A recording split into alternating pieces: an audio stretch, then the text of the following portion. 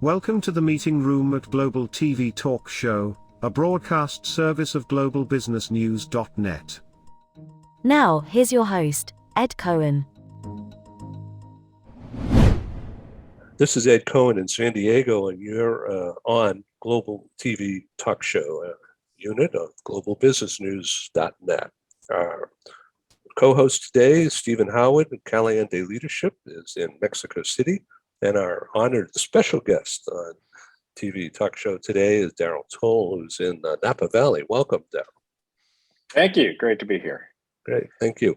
Please, Daryl, introduce yourself a lot better than I just did. All right. Well, I spent a career in healthcare leadership, health system leadership, most recently running a large health system in Central Florida, and then joined OneMind, which is a mental health not-for-profit. And one of my areas of focus is mental health in the workplace, of all things, which is something I think we all experience, but hasn't gotten enough attention over the years until recently. So having a lot of fun putting effort into the topic. So the workplace is at home as well as in Aruba. More and more, it's at home. Workplace is hybrid, and it's here in my office in Napa at home, yeah, it's interesting, and I think the whole world is experiencing that more and more as well. So we'll want to get into the conversation here. I'd like you to address, when you're ready, telehealth and this question of invasion of privacy or not. Stephen? Well, welcome, Daryl. Glad to have you on our Thrive XL show. This is where we talk to leaders about how they can help the workplace thrive, how their employees can thrive. And boy, mental well-being has got to be at the top of the things people should be talking about in 2022. What trends do you see? What trends do you see regarding mental well-being in the workplace or even in society? Well, first of all, people are struggling. Actually, there was an acceleration of struggle prior to COVID, but the COVID pandemic has led to a considerable amount of struggle. Global traumatic experience is not going to help. And we know from prior events, we'll have a long tail for many years. This will lead to after effects. More people died from mental health causative factors after Chernobyl than from radiation, for example. So we expect that this will have an impact. Trends as that increases mean that younger generations are prioritizing it much higher than older generations did. It's actually in the top 2 priority set for younger generations. You know the list: faith, family, career. Top 2, mental health. For Gen Y and Gen Z. That's a significant trend and impacts the future of work. Technology will always be part of the trend, probably in everything we talk about, but mental health is deeply impacted and supported by technology. It can hurt and help, and that's a growing trend. And attention on the topic is a positive trend also that we see. Now, I read some research from a study done earlier this year, around I think May or June this year. And it showed that 42% of women and 30% of men were uncomfortable discussing mental well-being and particularly burnout with their immediate boss. Why and what can we do about that? Well, there's a significant stigma problem. We walk around with a stigma in our own minds relative to our own struggle, where we can be unduly ashamed or hesitant or insecure talking about these things. So there is that natural personal reserve. I have a lived experience that I didn't talk about in the workplace, an anxiety disorder, for over 20 years. I hid it. I went 2 counties over for therapy. I bought my medications out of pocket so they didn't end up on the benefits. I know this. I know how it works. And a lot of it was my own limitations.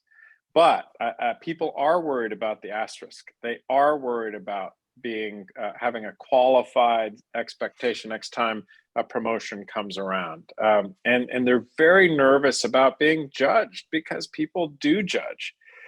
And there's still a bit of a mysticism around mental health. The brain's a physical organ, and mental health challenges are physical health challenges like everything else. But we go back to the Middle Ages when there was all this thought around mystical causative factors of mental illness, and it leads people to have a self-stigma, a belief system that's odd and different. Heart disease is one thing, but brain disease is another, right? And that makes those conversations a lot harder. People bring a casserole if you tell them that you've had a tough diagnosis like cancer or lost a loved one. But if you have a mental health diagnosis, it's very scary and isolating to talk about. Yeah, people don't bring anything; they shut you off. I don't want to talk to that person. They can, there are people who have had inpatient stays due to mental illness and had none of their friends or family visit them. That's not an uncommon situation, and it's a very difficult thing. I talked to a group of CEOs recently, and I asked them to raise their hand if they'd had a family member, personal experience, or close friend experience with mental health struggles. Every hand in the room went up. It always does. Every hand in the room always goes up. But we had a reception later. And during that reception, one of the CEOs came up to me and said, how is it that when all the hands go up, when you're in the middle of it, it feels so alone? It feels so lonely. And this is all related to what you described, the stigma problem and this isolating nature of the struggle. So is this a C-suite responsibility, or is this any leader, any supervisor, any team leader responsibility to start talking about it? It's top down and it's bottom up. Unfortunately, the front line is very unlikely to talk about something very vulnerable and scary without senior leaders being an example. So senior leaders should be examples. They should talk about their own struggles. This superhuman leader persona has to be shrugged off. The pretense of perfection has no value to struggling souls, zero. And leaders have a responsibility to stop pretending that they're perfect and show their struggles and show tell their stories. It's important. Struggle and strength go together. Let it show, and then the organization warms up and opens up. But storytelling at all levels is incredibly helpful. The leaders talk opens the door, and sometimes middle managers or frontline leaders can open the door with their conversations among their teams. When that happens, then people look for others to talk, including frontline individuals. And that's when organizations really thought, oh man, my frontline colleague talked about it and didn't get in trouble, didn't get fired. And even better, I saw them get a promotion. A few months later, they got one of the promotions. And then it's really a game changer. So we always say top down, bottom up, but senior leaders have a key responsibility. Great, Ed. Daryl, is this an EAP or is this something different? An EAP is a tool, and it's an important tool. Now, some EAPs are better than others, like any tools, right? So companies need to be very careful about that. An EAP is a capability where an employee, a team member, can call a number and get support, usually from a call center support center. But then what? That individual, that's not therapy in and of itself. It's a guidance system. And that can point toward robust access if the company has built it, or it can point toward very little if the company hasn't built it. So the EAP is part of the toolkit. One Mind at Work is an organization that stands beside leaders to help them build the comprehensive mental health in the workplace strategies that they need to have, which includes an EAP or EAP type offering. But what else? There aren't enough licensed therapists in the world to handle the need if everybody got support. So how are companies thinking about building support in addition to licensed therapy? How are companies thinking about building support through licensed therapy, but in a scalable way, through technology? In your hometown or the town of your office, many of those therapists don't even take insurance anymore. They're exclusively out of pocket. So you've got to think about telehealth and technology resources that can assist in scaling therapy solutions. But there is a scalability problem with telehealth because there aren't enough therapists to staff all the telehealth solutions. And so you end up with a fairly complicated build. Like everything in business, culture and resources have to be built that makes this work. And that's what we do at OneMind. But it's a very interesting stacking that has to happen. So there's more to it than therapy. Sorry, there's more to it than therapy, though, because therapy always sounds scary to somebody. Oh my goodness! And think about the full continuum. Remember this: we're all on the mental health continuum, just like we're all on the physical health continuum. We shouldn't forget that. So when we talk about mental health in the workplace, we're talking about everybody.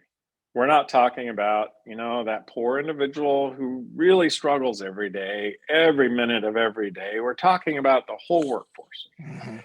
And so prevention is part of the conversation, helping to avoid the exacerbation of an existing struggle. Those things can be dramatically helped.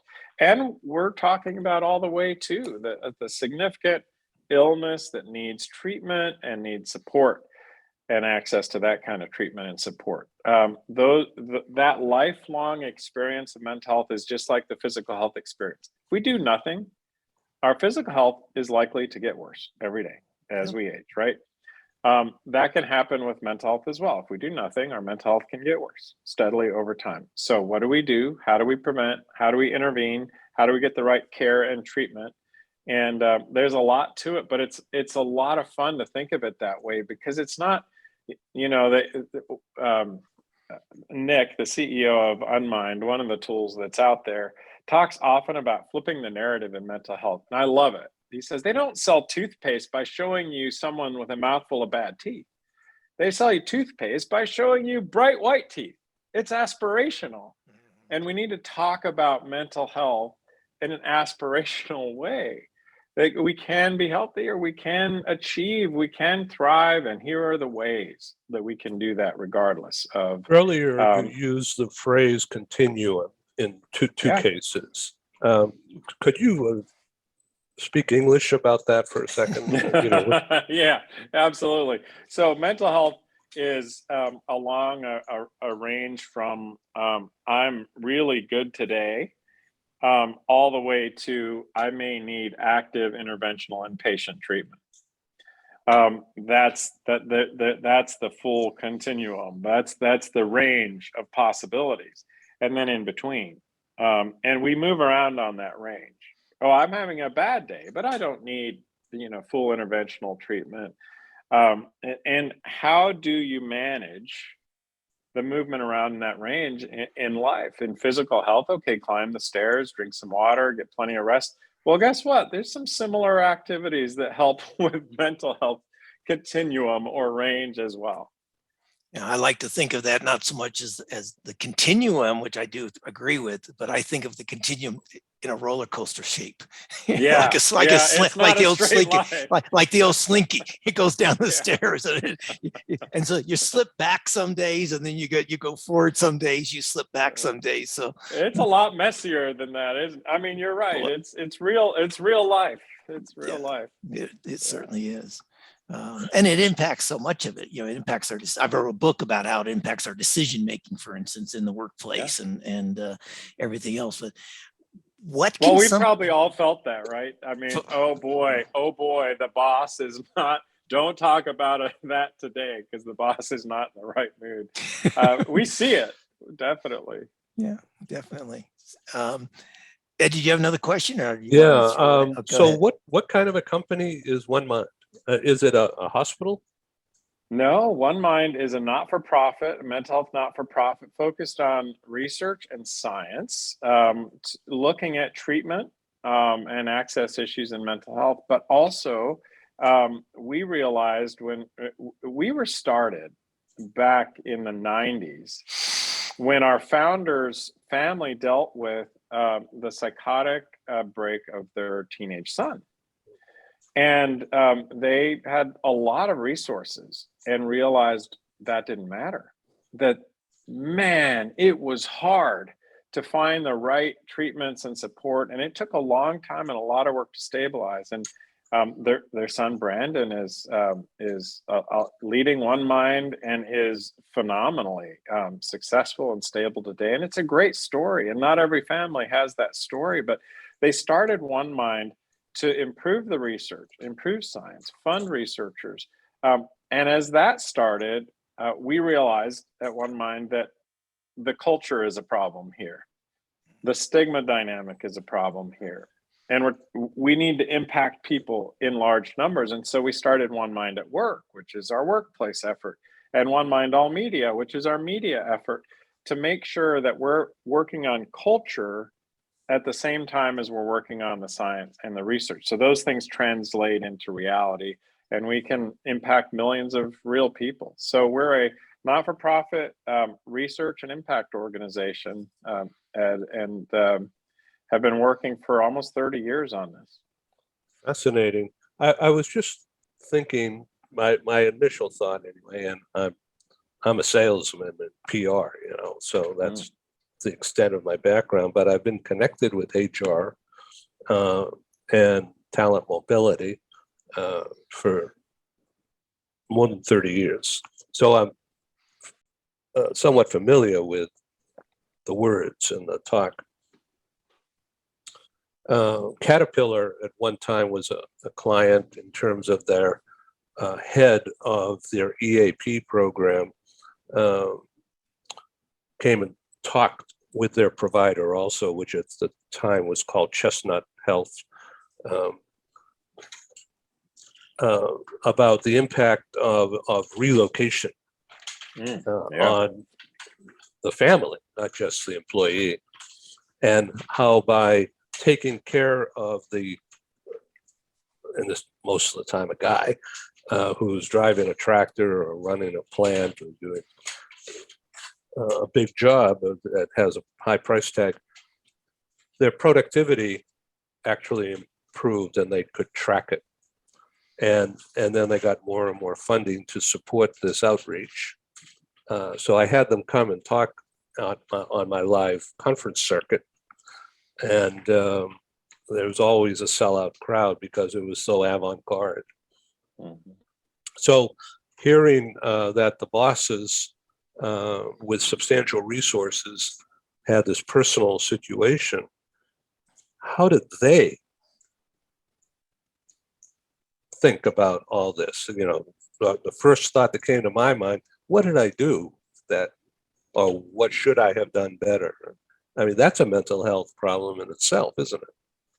Yeah, there's a lot of, when you're thinking about human thriving, any family or workplace or leader that goes through these moments where there's struggle and complicated dynamics to talk through, there's self-blame. What did I do? Did I do something wrong? Did I, if I'm a parent, have I parented in a way that caused this problem? Have I, do I need to do something differently from here forward? Why am I, such a bad person? A boss might say, I don't know how to talk about this. I don't have the skills. I don't know what to do. I'm lost here. And so we oversimplify. Good guys, bad guys. Good employees, bad employees. And we oversimplify and we compartmentalize and we try to avoid that struggle. But the truth is, we need to struggle a bit through that. And thriving requires it. And it's interesting, like your Caterpillar story. Change of all kinds brings stress, and that stress, to be best managed, has to be talked about, acknowledged, embraced, and what they did sounds like a good strategy to just make it an open topic and intervene in various ways. But that happens at the family unit level and the office level, and the leaders deal with that all the time. It's a really difficult thing, and if you think about a person who gets heart disease, there's a lot less angst from their family about, wow, I wish I hadn't cooked so much great Italian food. You know, people disconnect more from those physical health issues than they do with mental health, and that's part of the challenge. You, All right, so Daryl, let's suppose I wish in my dreams I ran a $20 million company. I've got Nice. 400, 800 employees, something like that. Who do I look to? I don't want to look to Google, LinkedIn. They got more money than they know what to do with. I got a small, medium-sized business here. Who do I look to? Who's doing it right? Who do I try and role model? Yeah. Well, there are some really great companies that are working on mental health in the workplace. One of the leading companies in the world is Bell Canada. They have for many years taken this seriously, and they're looking. They've actually published, and they have a Bell Speaks program that companies can learn from. In the global employer framework, Accenture has an amazing program building peer support networks that are really powerful in changing the workplace. The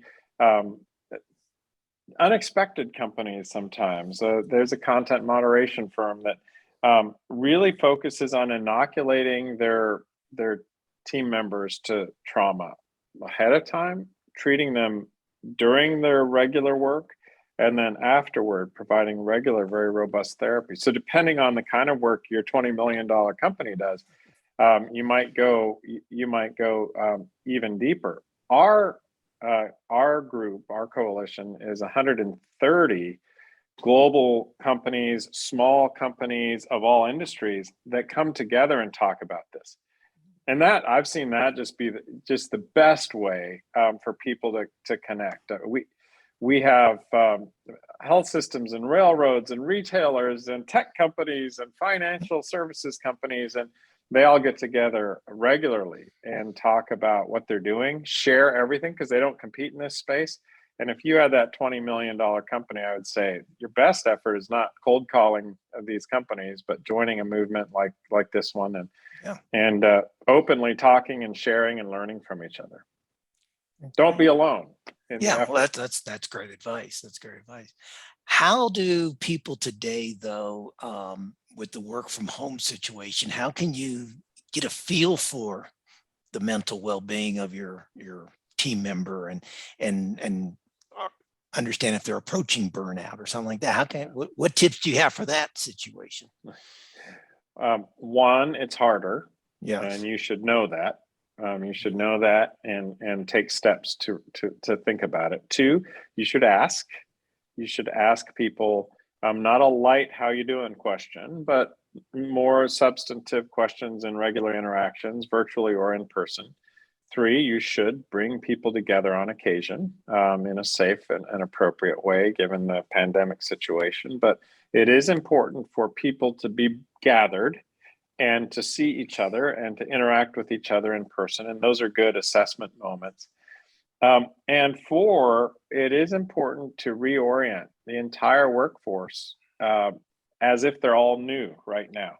Companies are making a mistake. They think their 20 and 30-year employees are long-term experienced veterans who don't need any further orientation, but the whole world just changed. And so companies need to reorient their whole team as if they're new employees, and they need to lay out some stakes in the ground and say, we have a new environment. Here's how it's going to work. We're going to have fun together. We're going to work hard together. We're going to check in with each other. And here's how we want to do that. And that's really important right now. that's a great concept. I like that. Everyone's a new employee. Ed, go ahead. yeah, the new realities. Hi, this is Ed, and I thank you for tuning in to Global TV Talk Show, a unit on globalbusinessnews.net. We broadcast to the world, as you know by now. So I wanted to make sure that you understand that our programs are advertising supported. We're grateful for co-sponsors, advertisers. They have a marketing budget. coupled with a strong desire to be associated with our top quality program. And of course, I'm grateful. Thank you. So for the next few minutes, you're going to see some commercials. It's mostly very low key, and our prices are very, very reasonable. Our exposure for the advertisers go 12 months and beyond. Some of our advertisers have been with us since March, April of 2020. And Google Analytics has tracked over 125,000 what they call audience page views, which means you looking at this page, that's a page view.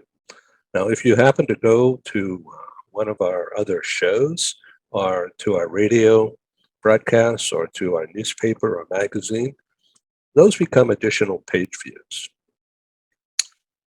as measured by Google Analytics. And so when they say 125,000 since spring of 2020 up through Labor Day, a month ago, that's pretty good numbers.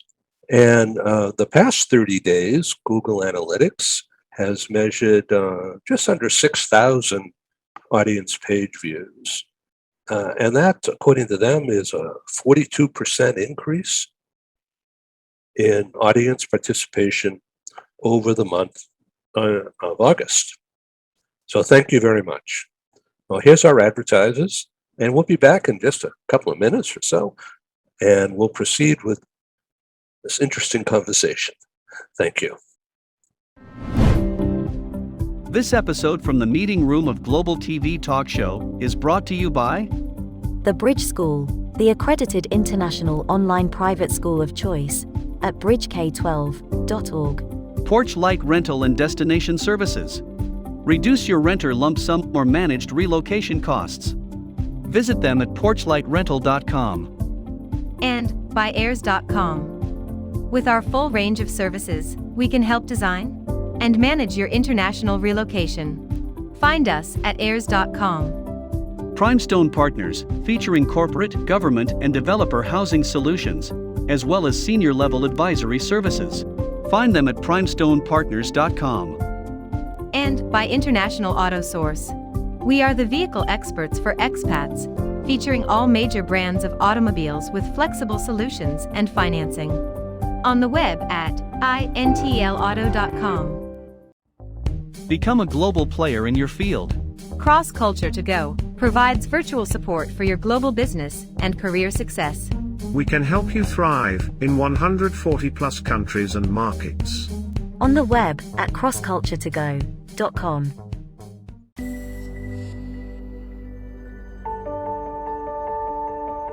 Something that's really neat is that the Bridge School partners with various organizations to provide learning for their students. For example, we partner with a major ballet company, and we are able to enroll several of their students into our school. So now not only is the student able to participate in a school and have a seamless transition while they're very active in their ballet career, but now they have other dancers that are with them that are doing some of the same courses. So it's almost becoming a camaraderie where they're taking similar courses, they're working together on their ballet, and really being able to form this great partnership with these organizations to provide a needed service. A lot of times there are student athletes who will spend hours and hours at the gym or at the basketball courts, wherever it is. And if they're attending a traditional school, they're in school from 8 to 3. They get a quick snack, and then they're at the gym for 3 to 4 hours in the evening. Coming to us and having that partnership, they're able to break that up throughout the day. They can have a morning practice, get some schooling in, have an afternoon practice, finish their schooling in the evening. So there's that flexibility. And additionally, if there are tournaments or performances, it's fantastic because if there's a week where they have shows straight through, they can take that week off of learning and then pick back up when they're done. So it offers this this great flexibility. And for the program owners of these sports leagues, it is a win-win situation for them because they see this need. They see this need that their students need to make sure that they are obtaining the grades necessary to be successful adults in our country and in other countries. But it provides them an environment where they can be successful at both.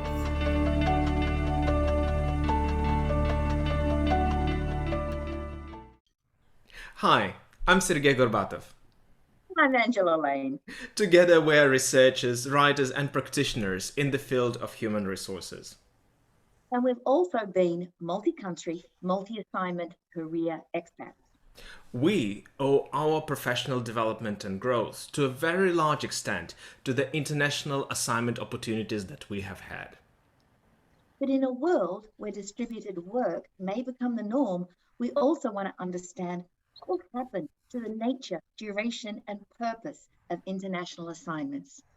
Together with our colleague, Julian Dalzell from the University of South Carolina, we're undertaking a study on the future of expatriation. And we'd value your contribution. You can participate in this important study by completing a simple 10-minute questionnaire. Access the questionnaire by typing in your browser tinyurl.com/expert study. That's tinyurl.com/expert study. You can also find the link here on Ed's website next to this video. Thank you for joining us in this study. In return for your contribution, we'll provide you with a copy of our research. And of course, you'll be invited to an exclusive webinar hosted by Ed, where we will share our findings right here on Global Business News. And so please go to tinyurl.com/expat study. Take the survey so that we can better understand the future of expatriation. So there's a lot of talk about getting people who are my age, boomers, who are either about to leave or have left already an organized corporate structure, to bring them back, to somehow pay them enough to get them to come back, at least as a consultant, if not a project-based leadership thing, right? Because of the change in the workforce over the past 6 months. What do you think about that? Well, I think companies are really trying to be creative and innovative around how to fill gaps in their workforce, and they have to be very flexible and agile. And I do think they need to make room for young people like they've never done, for older people like they've never done, and find a way to navigate a different world. And here's a key difference that every generation that comes back into the workplace and leaders will have to recognize. In the past, our formula for the workplace has been, we pay you for your time, so we own you during this time frame. Sounds bad, but that's the mentality. 2, we put you in our box, our building, during that time frame.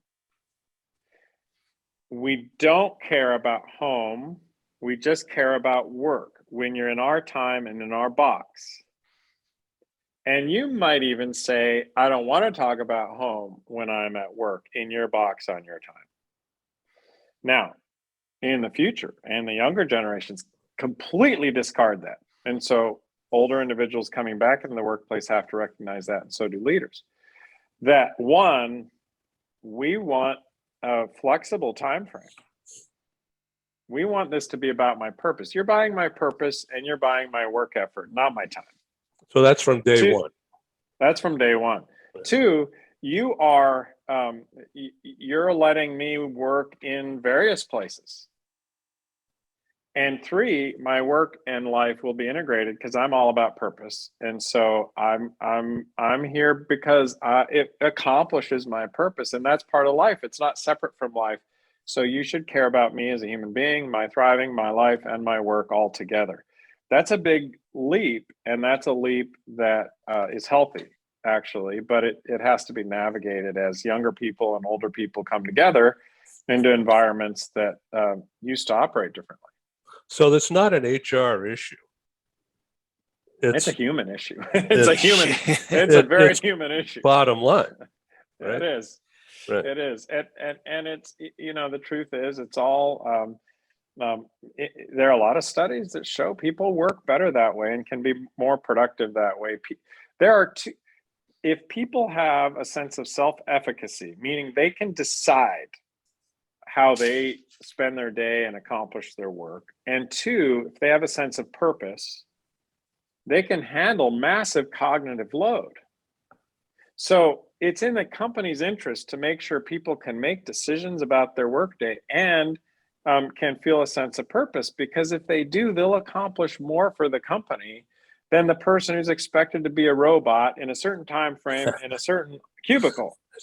But we just have to, as leaders, we have to get our heads around it because it's different from the past.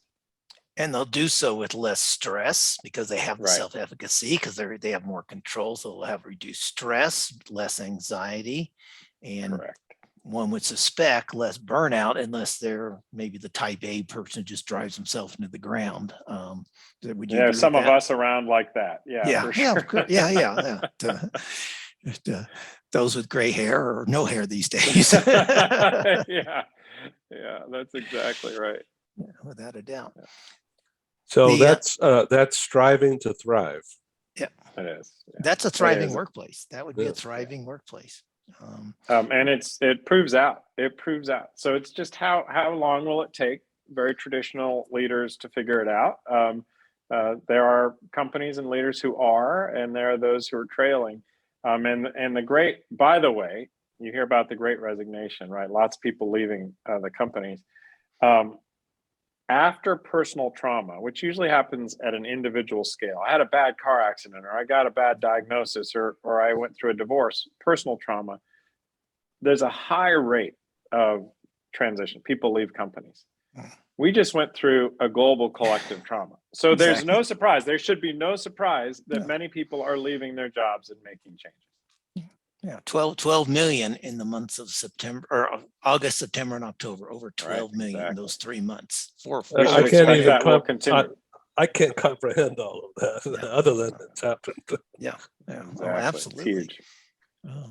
So Stephen, I don't have any more questions.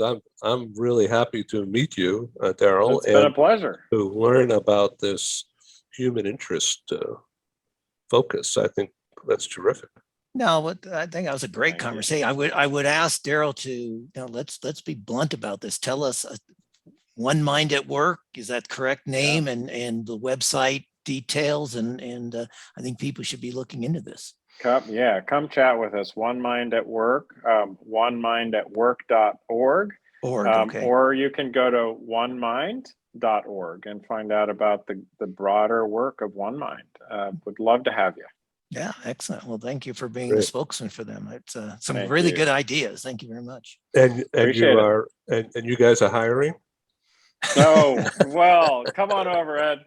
Come on over. I don't need another job. I'm trying to make this work. All right. Okay, thank you very much. Thank you so much. Thank you, Stephen. Thank you, Daryl. All the best. All right. Okay, have a good one. Bye-bye. Thank you for joining us in the meeting room at Global TV Talk Show. Have a wonderful day, and stay safe.